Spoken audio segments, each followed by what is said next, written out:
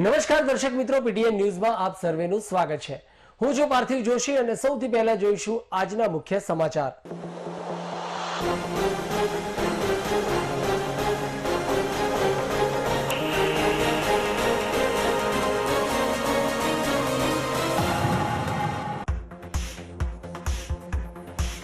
પાટણમાં વિદ્યાર્થી સંગઠને રેલી યોજી કલેક્ટરને આપ્યું આવેદનપત્ર। સ્પર્ધાત્મક પરીક્ષામાં સીબીઆરટી પદ્ધતિ નાબૂદ કરવા કરી માંગ। તો ફોરેસ્ટ ભરતીમાં નોર્મલાઇઝેશન કર્યા બાદ દરેક ઉમેદવારના માર્ક્સ પ્રસિદ્ધ કરવા કરાયો અનુરોધ।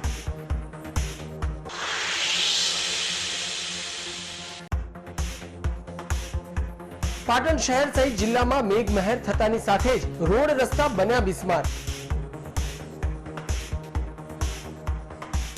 તંત્રની નબળી કામગીરીની પોલમપોર આવી બહાર। તો પાટણથી હારીજને જોડતો રોડ બિસ્માર થતા વાહન ચાલકોને કરવી પડી રહી છે હાલાકીનો સામનો।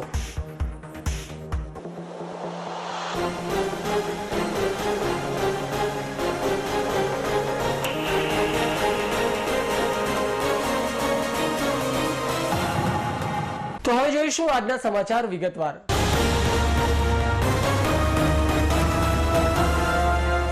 પાટણમાં વિદ્યાર્થી સંગઠન દ્વારા સ્પર્ધાત્મક પરીક્ષાની તૈયારી કરતા ઉમેદવાર અને વનરક્ષક ભરતીના ઉમેદવારો ટીબી 3 રસ્તા ખાતે એકત્રિત થઈ રેલી યોજી તાજેતરમાં મંડળ દ્વારા વનરક્ષકની પરીક્ષાનું જાહેર કરેલ પરિણામ સામે વિરોધ વ્યક્ત કરી સ્પર્ધાત્મક પરીક્ષામાંથી સીબીઆરટી પદ્ધતિ નાબૂદ કરવી તેમજ ફોરેસ્ટ ભરતીમાં નોર્મલાઇઝેશન કર્યા બાદ દરેક ઉમેદવારના માર્ક્સ પ્રસિદ્ધ કરવામાં આવે તેવી માંગ સાથે કલેક્ટરને આવેદનપત્ર આપ્યું હતું।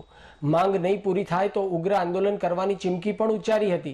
આ કાર્યક્રમમાં મોટી સંખ્યામાં ઉમેદવારો ઉપસ્થિત રહ્યા હતા। પાટણ કલેક્ટર કચેરી ખાતે વિદ્યાર્થી સંગઠન અને સ્પર્ધાત્મક પરીક્ષાના ઉમેદવાર અને વનરક્ષક પરીક્ષા આપનાર ઉમેદવારો દ્વારા આવેદનપત્ર આપી રજૂઆત કરી હતી, જેમાં જણાવ્યું હતું કે સીબીઆરટી પદ્ધતિ દ્વારા લેવામાં આવતી પરીક્ષાને લઈને અનેક પરીક્ષાઓમાં ગેરરીતિના આક્ષેપો ઉઠ્યા છે।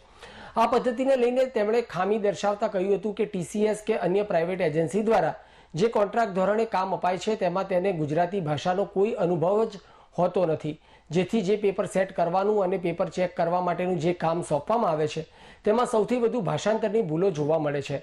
ખાસ કરીને ફોરેસ્ટના દરેક ઉમેદવારની માંગણી છે કે ગૌણ સેવા પસંદગી મંડળ દ્વારા જે પરિણામ પ્રસિદ્ધ કરવામાં આવેલ છે તેમાં ફક્ત નામ પ્રસિદ્ધ કરવામાં આવેલ છે, તેના બદલામાં દરેક ઉમેદવારના નોર્મલાઇઝેશન મેથડ પહેલા વાસ્તવિક માર્ક્સ કેટલા હતા અને નોર્મલાઇઝેશન મેથડ કર્યા બાદ કોના કેટલા માર્ક્સ ઉમેરવામાં આવ્યા, કેટલા માર્ક્સ ઉમેદવારને આવ્યા, દરેક માહિતી કેટેગરી વાઇઝ અને માર્ક વાઇઝ પ્રસિદ્ધ કરવામાં આવે। એસએસજી, સીજીએલ, આઈબીપીએસ, આરઆરબી, ગુજરાતની પોલીસ ભરતી બોર્ડ તમામ માહિતી સાથે મેરિટ યાદી પ્રસિદ્ધ કરે છે, તો ગૌણ સેવા શા માટે ન કરે?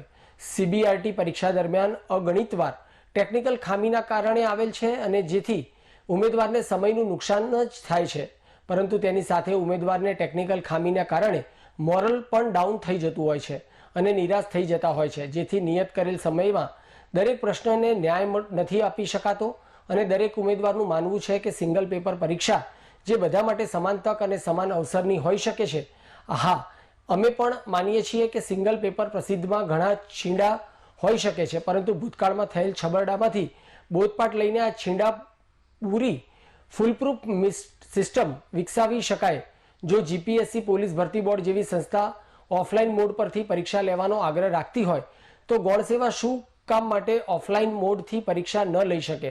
અને અમે આ આવેદનનો માધ્યમથી દરેક વિદ્યાર્થી વતી વિનંતી કરીએ છીએ કે આ સીબીઆરટી પદ્ધતિ દ્વારા દૂર કરવામાં આવે, કેમ કે આ પ્રયોગ ખૂબ નિષ્ફળ સાબિત થયો છે અને આ પદ્ધતિનો ભોગ સૌથી વધારે મહેનતુ વિદ્યાર્થી બન્યા છે। માટે દરેક ઉમેદવારને સમાન અવસર મળે તે માટે જીપીએસસી અને પોલીસ ભરતી બોર્ડની જેમ ઓફલાઈન મોડથી પરીક્ષાનું આયોજન કરવામાં આવે તેમ વિદ્યાર્થી સંગઠનો દ્વારા જણાવ્યું હતું।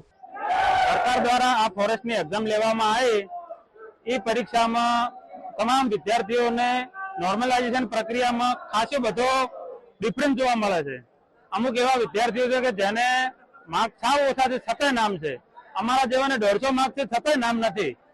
તો નોર્મલાઇઝેશન પ્રક્રિયા અમને કઈ રીતની કરી છે અને નોર્મલાઇઝેશનમાં જે માર્ક્સ છે એમાં નોર્મલાઇઝેશન પછી કેટલા માર્ક્સ ઉમેરાણા અને જે ટોટલ માર્ક્સ કેટલા છે એ જાણવા માટે અમે તમામ વિદ્યાર્થીઓ અહીંયા ભેગા થયા છીએ અને આ જે રીતના છબરડા થયા છે પરીક્ષામાં, જેનું નામ નથી 140-150 માર્ક્સ છતાંય અને 120 વાળા કે જે અમારું નામ છે, તો નોર્મલાઇઝેશન અમને કઈ રીતનું કર્યું, નોર્મલાઇઝેશન પહેલા કેટલા માર્ક્સ હતા, એના પછી નોર્મલાઇઝેશનમાં કેટલા માર્ક્સ ઉમેરાયા, એ સાથેની અમારે કમ્પ્લીટ રજૂઆત માટે જ અમે અહીંયા આવ્યા છીએ. અને જો આ રજૂઆત અમારી સાંભળવામાં નહીં આવે તો અમે અહીંયા તમામ વિદ્યાર્થીઓ જે ફોરેસ્ટની છેલ્લા 5 મહિનાથી તૈયારી કરે છે દોડવાની, 80, 84, 85 કિલો વજન અમે 10 કિલો વજન ઘટાડ્યું છે 4 મહિના માટે દોડીને 10 કિલો 12 કિલો. અને હવે એમ કે છે કે તમારું નામ નથી. અમારું નામ નથી, અમે 8 ગણા પાસ કર્યા, સીધા નામ મૂકી દીધા છે. નોર્મલાઇઝેશનમાં કઈ રીતના માર્ક્સ આવ્યા, શું આવ્યું, કશું મૂક્યા વગર જ અમે બધા જ વિદ્યાર્થીઓ હવે એવું રજૂઆત કરીએ છીએ કે જો સોમવાર સુધી કે 4 દિવસની અંદર 3-4 દિવસની અંદર પારદર્શકતા નહીં આવે તો પાટણથી અમે દોડતા ગાંધીનગર જઈશું. અને તમામ વિદ્યાર્થીઓ જે ફોરેસ્ટની તૈયારી કરે છે એમને સાથે લઈને અમે દોડતા અહીંથી ગાંધીનગર સુધી જઈશું, સરકારને રજૂઆત કરીશું કે અમારી વેદના શું છે.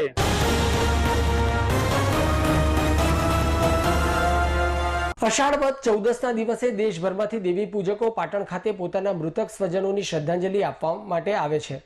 પાટણ શહેરના ફુલણિયા હનુમાન મંદિરની આગળ, બકરાતપુરા વિસ્તારમાં આવેલ સ્મશાનગૃહ અને છબીલા હનુમાન મંદિરની આગળ પીતાંબર તળાવ પાસે પટણી સમાજના સ્મશાનગૃહમાં આવી જ્યાં પૂર્વજોની અંતિમ ક્રિયા કરી હોય ત્યાં સમાધિ સ્થળ બનાવી તેના પર અગરબત્તી, દીવો, શ્રીફળ, ફળ ફૂલ, ખાજા ખમણ, જ્વાળાઓ, દૂધ મૂકી શ્રદ્ધાંજલિ આપે છે. નાનું બાળક મૃત્યુ પામ્યું હોય તો તેની સમાધિ પર દૂધ મૂકી પુષ્પાંજલિ આપે છે. રુદન સમર્પણ એકતાનું પર્વ એટલે દિવાસાનું પર્વ. પટણી સમાજના મહાપર્વમાં સમાજના વિવિધ મંડળો જમવાની, ચા પાણીની સગવડ મફત આપવામાં આવે છે. દિવાસો હિન્દુ ધર્મમાં તહેવારોની શરૂઆત થતી હોય છે ત્યારે પ્રેમભાવ લાગણીનું પર્વ એટલે દિવાસો. દિવાસા નિમિત્તે સમાજમાં શિક્ષણનું પ્રમાણ ઊંચું આવે, દીકરા દીકરીઓને ભણાવી આગળ વધારવાનો સંકલ્પ કરે તેમજ વધુ વૃક્ષો વાવે તેવા સંકલ્પ કરે તેવો સંદેશો સામાજિક આગેવાન રમેશભાઈ પટણીએ આપ્યો હતો. દેશભરમાંથી દેવી પૂજકો ગમે ત્યાં રહેતા હોય પણ મૃતકોના અસ્થિકુંભ પાટણ ખાતે આવતા હોય તેથી પહેલો દિવસ પાટણમાં થાય છે અને અષાઢ વદ અમાસના દિવસે પોતપોતાના વતનમાં આ પર્વની ઉજવણી કરે છે. પાટણ શહેરમાં ભારતીય જનતા પાર્ટીના બક્ષીપંચ મોરચાના પૂર્વ ઉપપ્રમુખ દેવી પૂજક સમાજના સામાજિક કાર્યકર રમેશભાઈ જે પટણીએ ચાના કેમ્પમાં સાથ સહકાર આપ્યો હતો અને દિવાસાના પર્વને લઈને બંને સ્મશાન ગૃહમાં દિવાસા પર્વની તડામાર તૈયારીઓ સમાજના આગેવાનો અને કાર્યકર્તાઓ દ્વારા કરવામાં આવી હતી. અષાઢ વદ 14ના દિવસે દિવાસાના તહેવારની તૈયારીઓ ચાલી રહી છે અને વિવિધ કેમ્પોનું આયોજન કરવામાં આવેલું છે દેવી પૂજક સમાજ દ્વારા અને હાલમાં પૂરજોશમાં તૈયારીઓ ચાલી રહી છે.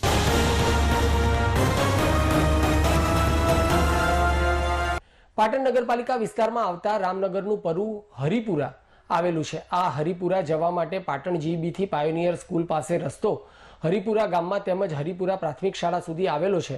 આ રસ્તા ઉપર વરસાદી પાણી ભરાઈ ગયેલ છે તેમજ કાયમી ગટરના પાણી આ રસ્તા ઉપર ફરી વળે છે અને ખાડા પણ પડી ગયા છે, જેથી આ રસ્તા ઉપર રહેતા રહીશો તેમજ વિદ્યાર્થીઓને આવા કાદવ કીચડમાં થઈને જવું પડે છે અને આના કારણે રોગચાળો ફેલાય છે તેવો ભય પણ ઊભો થયેલ છે. તેથી પાટણથી હરિપુરા જવાના રસ્તા ઉપરનું પાણી અને કાદવ કીચડનો તાત્કાલિક નિકાલ કરવામાં આવે તેવી આ વિસ્તારમાં રહેતા રહીશોએ માંગ ઉઠવા પામી છે.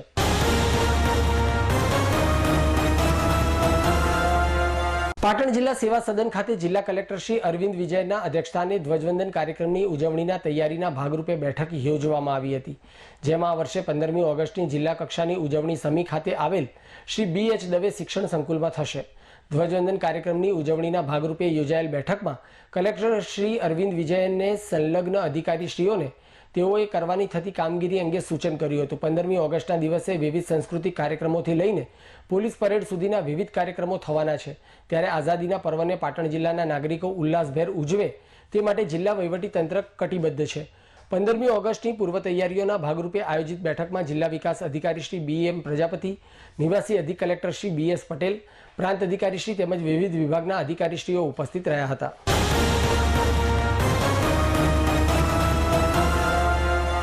પાટણ નગરપાલિકાના ખાન સરોવર પમ્પિંગ સ્ટેશનની સંરક્ષણ દિવાલ નીચેની માટી ધોવાઈ જતા દિવાલ ઝૂલતા મિનારા જેવી બની ગઈ છે અને બાજુમાંથી પસાર થતા 4 રસ્તા ઉપર નગરપાલિકાનો રોડ ધોવાઈ ગયેલ છે, જેના કારણે નાળા ઉપરનો ભાગ સાંકડો બની ગયેલ છે અને અહીં ઝડપથી પુરાણ કરવામાં નહીં આવે તો વરસાદ પડતાની સાથે જ બાકીનો રોડ ધોવાઈને રસ્તો બંધ થવાની પૂરેપૂરી સંભાવનાઓ છે અને સંરક્ષણ દિવાલના નીચે પણ પુરાણ કરવામાં નહીં આવે તો વરસાદમાં ધોવાણથી સંરક્ષણ દિવાલ પડી જવાની પણ સંભાવનાઓ રહેલી છે, જેના કારણે જાનહાનિ પણ થઈ શકે છે. તો પાટણ નગરપાલિકાનું આ નગરોળ તંત્ર જાગે અને આ સમસ્યાનો ઝડપથી ઉકેલ કરાવે તેવી પાટણ શહેર કોંગ્રેસ પ્રમુખે માંગ કરી હતી. પાટણ નગરપાલિકાના ખાન સરોવર પમ્પિંગ સ્ટેશનની સંરક્ષણ દિવાલની નીચેથી વરસાદી પાણીનો આવરો હોવાથી દિવાલ નીચેથી માટી ધોવાઈ ગયેલ છે અને સંરક્ષણ દિવાલ ઝૂલતા મિનાર બની ગઈ છે. તેમજ તેથી નાળું ક્રોસ કરીને આગળ જઈએ ત્યારે નહેરની બાજુમાં પણ દિવાલ વરસાદના પાણીના કારણે ધોવાઈ ગયેલ છે અને અડધો રોડ પણ ધોવાઈ ગયેલ છે. જો નગરપાલિકા સત્વરે જાગી અને આ બંને સમારકામ નહીં કરાવે તો ભવિષ્યમાં વરસાદ પડવાથી આ વધારે ધોવાશે અને ક્યારેક આ સંરક્ષણ દિવાલ રોડ ઉપર પડવાથી જાનહાનિ પણ થઈ શકે એવી હોય. પાટણ ભાજપ શાસિત આ નગરપાલિકા જાગે અને આ બંનેનું સમારકામ કરાવે તેવી પાટણ શહેર કોંગ્રેસ વતી અમારી માગણી છે.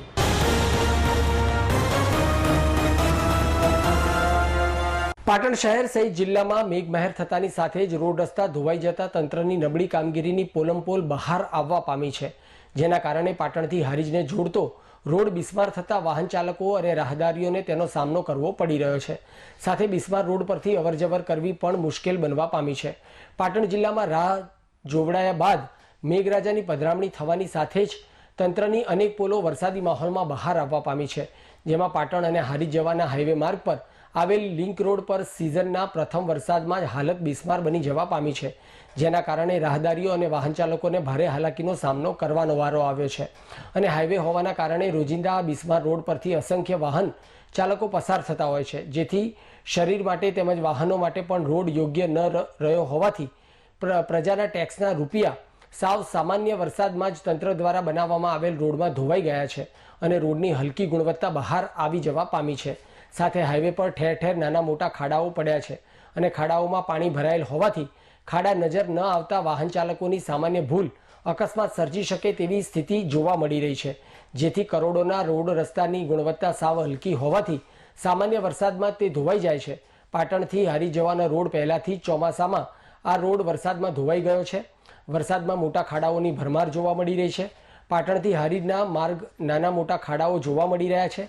રાહદારીઓ તેમજ વાહન ચાલકોને આ રોડ પરથી પસાર થવામાં ભારે હાલાકીનો સામનો કરવો પડી રહ્યો છે. ત્યારે ખાડા હોવાથી કમરના દુખાવા તેમજ વાહનોમાં મોટા ખર્ચા કરવા પડે છે. સાથે માર્ગ પર ખાડા હોવાથી એક્સિડન્ટ થવાની પણ સંભાવનાઓને લઈને જેથી વાહન ચાલકોની એક જ માંગ છે કે ખાડાઓનું વહેલી તકે પુરાણ કરવામાં આવે, જેથી કોઈ વાહન ચાલકને તેનો ભોગ બનવું ના પડે.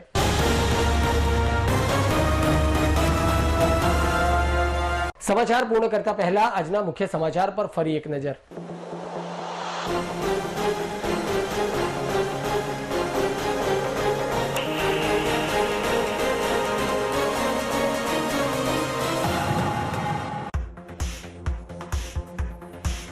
પાટણમાં વિદ્યાર્થી સંગઠને રેલી યોજી કલેક્ટરને આપ્યું આવેદનપત્ર. સ્પર્ધાત્મક પરીક્ષામાં સીબીઆરટી પદ્ધતિ નાબૂદ કરવા કરી માંગ. તો ફોરેસ્ટ ભરતીમાં નોર્મલાઇઝેશન કર્યા બાદ દરેક ઉમેદવારના માર્ક્સ પ્રસિદ્ધ કરવા કરાયો અનુરોધ.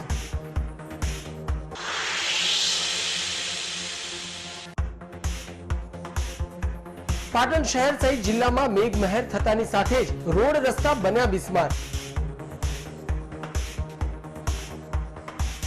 તંત્રની નબળી કામગીરીની પોલમપોર આવી બહાર. તો પાટણથી હારીજને જોડતો રોડ બિસ્માર થતા વાહન ચાલકોને કરવી પડી રહી છે હાલાકીનો સામનો.